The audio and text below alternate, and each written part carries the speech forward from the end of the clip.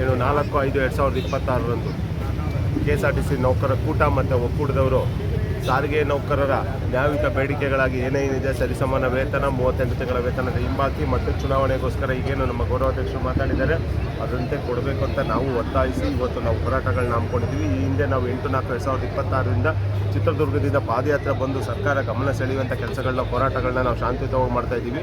ನಾವು ಶಾಂತಿಯುತವಾಗಿ ಮಾಡ್ತಾಯಿದ್ದೀವಿ ಅಂತ ಹೇಳ್ಬಿಟ್ಟು ಸರ್ಕಾರಗಳು ನಮ್ಮನ್ನು ಕಡೆಗಣಿಸ್ತಾ ಇದ್ದರೆ, ಇದೇ ರೀತಿ ತಾರತಮ್ಯದ ನೀತಿಗಳನ್ನ ಅನುಸರಿಸ್ತಾ ಇದ್ದರೆ ನಾವು ಮುಂದಿನ ದಿನಗಳಲ್ಲಿ 2020-21 ಸಾಲಿನಲ್ಲಿ ಏನು ಹೋರಾಟಗಳು ನಡೀತು, ಸಾರಿಗೆ ನೌಕರರು ಸುಮ್ಮನೆ ಇದ್ದಾರೆ ಅಂತ ಮಾತ್ರ ಯೋಚನೆ ಮಾಡಬೇಡಿ.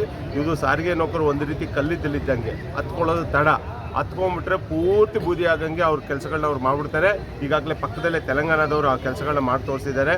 ನಮಗೂ ಆ ಶಕ್ತಿ ಮತ್ತು ಧೈರ್ಯ ಎಲ್ಲವೂ ಇದೆ. ಆದರೆ ಸರ್ಕಾರಕ್ಕೆ ನಾವು ಗೌರವ ಕೊಟ್ಟು ಇನ್ನೂ ಪ್ರಣಾಳಿಕೆ ಭರವಸೆ ಈಡೇರಿಸ್ತಾರೆ ಅನ್ನೋ ಒಂದು ಆಶಾಭಾವನೆಯಿಂದ ನಾವು ಕಾಯ್ತಾ ಇದ್ದೀವಿ. ಆದರೆ ನಮ್ಮ ಶಾಂತಿಯನ್ನು, ತಾಳ್ಮೆಯನ್ನು ಸರ್ಕಾರಗಳು ಪರೀಕ್ಷೆ ಮಾಡದೆ ಅತಿ ಶೀಘ್ರದಲ್ಲೇ ನಮಗೆ ಪ್ರಣಾಳಿಕೆ ಭರವಸೆ ಈಡೇರಿಸಬೇಕು ಅಂತ ಈ ಮುಖಾಂತರ ಕೇಳ್ಕೊತೀವಿ.